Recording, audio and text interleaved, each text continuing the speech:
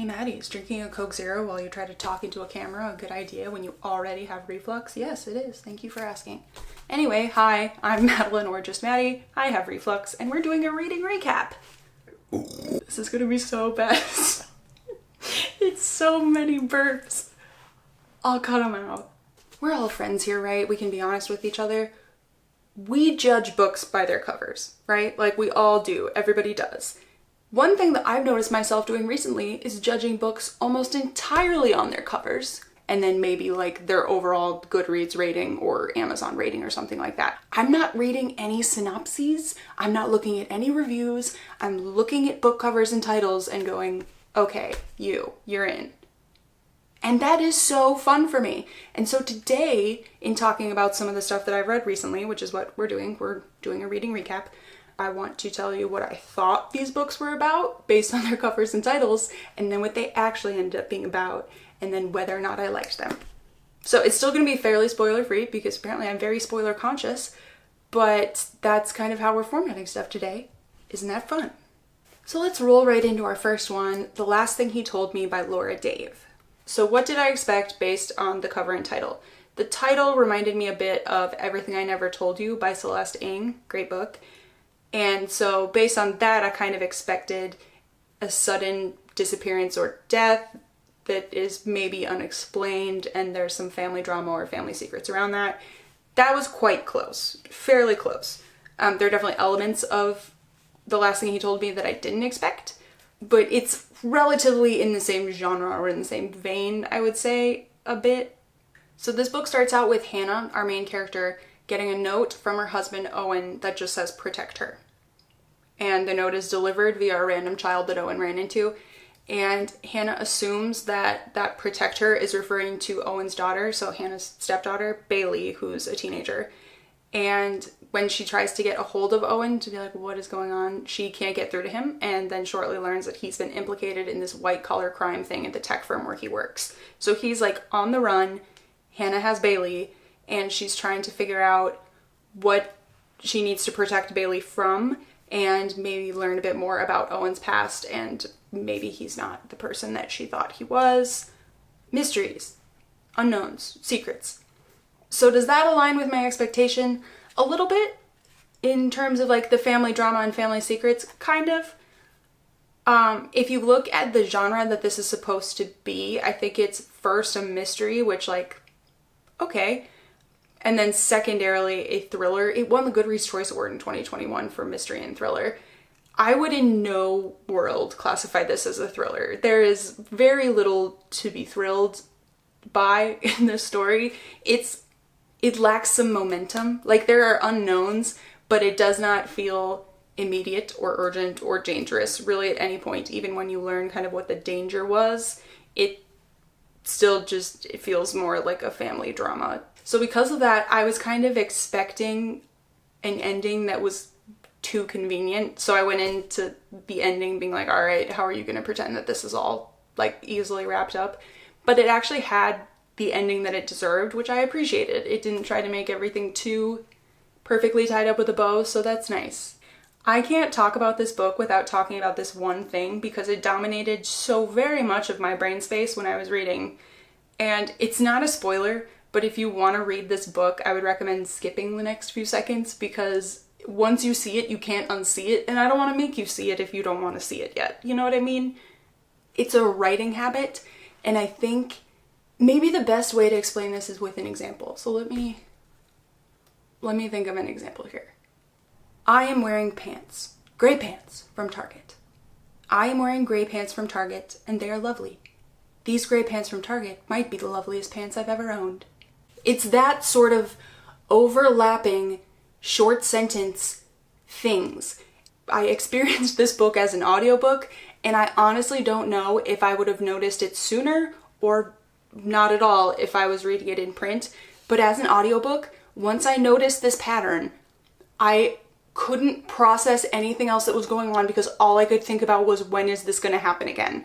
Maybe it's the technical writer part of my brain because I have to do some of that for my job, but it's like that whole paragraph could have been one sentence. And I know that writing narrative fiction is not all about making things as concise as possible. And there's something to be said for like word choice and flow and sentence stuff, but to just have that be the only tool in your toolbox for descriptions it gets so grating after a while.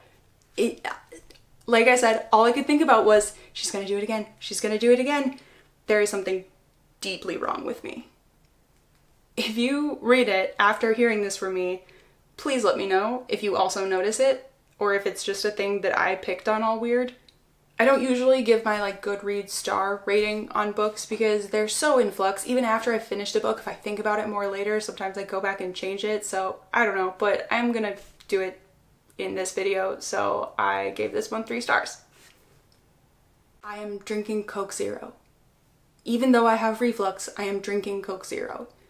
And my reflux is important, but I am going to drink Coke Zero even though I have it. Our next book is Hidden Pictures by Jason Rekulak.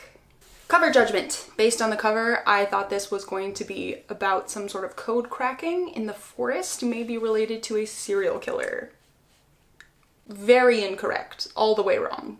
Although, since finishing the book, I did go look at the description, and I think they're also confused about what kind of book it is, because they said it's great for people who love Stranger Things, and that is not a connection that I can draw at all. Like, if you love Stranger Things, you might love Hidden Pictures. It might as well say, like, if you love watermelon and bike riding, you might love Hidden Pictures. Like, yeah, you might. So don't go into it expecting Stranger Things. I don't know why it would set you up to expect that. So what is this book about? For the first quarter of the book or so, I thought that it was another story inspired by The Turn of the Screw, because we have a young woman who goes to be a live-in babysitter for a rich family who has a little kid who has a creepy imaginary friend and draws creepy pictures and stuff. And I was like, oh, it's this again. We've seen the movies and the TV shows and read the other books. Everybody loves The Turn of the Screw. Everybody loves a babysitter who isn't sure what's real. So it started out with like an eye roll, and then it got to some kind of unexpected stuff where I was like, okay. And then it went to okay. And then, and by the end it was fine. And the more I think about this book, the less I like it. It's one of those. I'm surprised that this is as popular as it is. I went and looked and it's got like over 100,000 reviews on Goodreads, and I find that so fascinating because, like, I don't know. There are lots of things I could talk about in this book that made me kind of go like this, but a lot of them are related to spoilers. The one that I'll pick on is just that so much of the character development didn't feel earned, and a lot of the characterization felt flat or sort of unfounded, if that makes sense. I'm trying to sound smarter than I am, but like, okay. Mallory, our main character, the babysitter, is a person who is in recovery from a substance use disorder. I'm trying to use all the correct words there. Substance use disorder. And that's not a road that I have personally walked, so I cannot definitively say what is or isn't true to life for someone who is in that position. And also, it's not universal. Everyone has their own road to recovery. That being said, I felt a pretty sizable disconnect between the Mallory that we see in the story and the way that she talks about her past. And I'm not saying that people aren't allowed to change. Like, obviously she would be different after undergoing this huge, you know, rehabilitation and all of that to be in recovery from her addiction and her substance use disorder. But the way that she talks about when she was in active use of substances, it's like she's talking about another person. There's like no emotional tie, and so it feels really flat, and it feels like it's a tell don't show part of her character where it's like, I used drugs. Sure did, and now I don't, and now I just run. And I'm not saying that someone who is in recovery thinks about using constantly, but you would think that when you're in an emotional part of your life, when you're dealing with, does this child have an imaginary friend, or is there something supernatural going on, that it would sometimes be on your mind. And when it does come up once when she's going through like a neighbor's medicine cabinet, it's not like tied to her feelings. It's just like, and then I looked in the medicine cabinet to see if there were drugs in it that maybe I would want or maybe not. I just didn't feel it. So that's that part. But on top of that, This is a male author writing a female main character, which I have been very vocal about being okay with if it's done well. In this case, it felt obvious. Maybe other people would disagree, but there are a couple instances I can think of in the story, which I can't really get into because of spoiler stuff, but where it just felt very clear that this author doesn't know what that's like for a young woman or for a mom or just a, like, again, not that everybody reacts to things in the same way, but there are some experiences that are fairly relatable for young women, and they just didn't come off that way in this book. If you're going to read Hidden Pictures, maybe read it in a written form, so like an ebook or a physical book or whatever.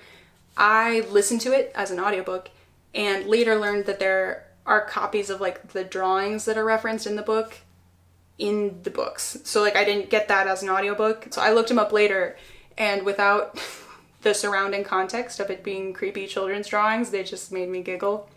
I have other issues with this book that, again, I won't get into because of spoilers, but like, I gave it 2.5 stars. I think I rounded up to 3 on Goodreads. I am shocked at how popular it is and very well reviewed generally. So if you've read this book and you liked it or didn't like it, please tell me in the comments and explain yourself, because wow. Our last book to talk about today is Oh, William by Elizabeth Strout. Okay, for this one, I still didn't have very much context, but I did know one thing, which was that William of the Oh, William, the titular William, is the protagonist's husband. So based on that and the title and the cover, I thought it was going to be about a marriage sort of falling apart, like a portrait of a marriage in turmoil. And I wasn't all the way there, and the tone was different maybe than I anticipated, but it was like sort of close. But also, like, what would you guess if you knew that William was the name of the husband? Anyway, if I try to describe the plot of this book, it's going to sound like nothing happens. And in some ways, not a lot does happen, but in other ways, you get to know so much. It's hard. Okay, so the basic idea is that William, who is the ex-husband of our protagonist, Lucy, finds out some information about his past and his family's history and asks her to come with him to explore it more, or like learn more about it. That's the plot, but it's not necessarily what most of the book is telling us about directly. We have our plot, so it's these things are happening, but under all that, you're getting this intimate look at Lucy's life, and as a result, at William's life, and just about her and them. And it's good. I'm not selling it well here, but it's my favorite of the 3 books I'm talking about today. It's much more broad strokes about things that happened in Lucy's past, but then there's some little microscopic views of details or like specific conversations where you're getting a look at an entire life in a way that feels like an overview, but still has that intimacy.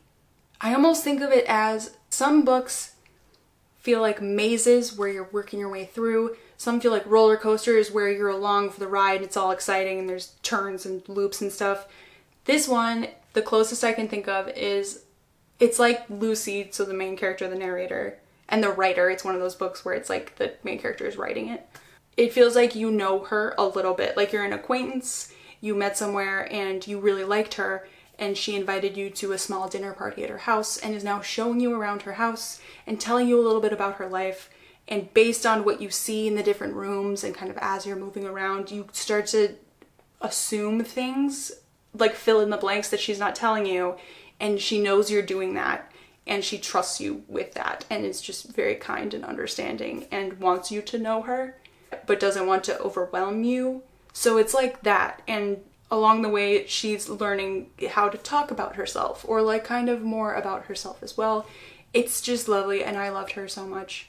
And another thing I really like about this book is it's about people who are older. They're in like the later third of their lives, and it's about their pasts to a degree, but it's not told in a way that makes you feel like, I am old and I have lived my life, and now I will look back on my life because there's nothing else for me.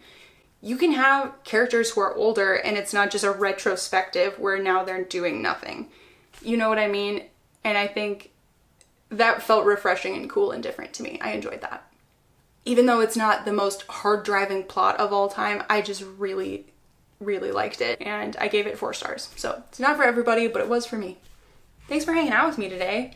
One thing I would love to know, if you have any input on this, has there ever been a book that you read where you really thought it was going to be one thing just based on the cover and title, and then it turned out being extremely different? That's always fun to me. So if you have any good examples of that, please do share. Go ahead and hit the subscribe button, hit the like button, leave me a comment, do whatever you want, basically. But I need to go and pack because I'm leaving the country for 2 weeks. Oh my goodness.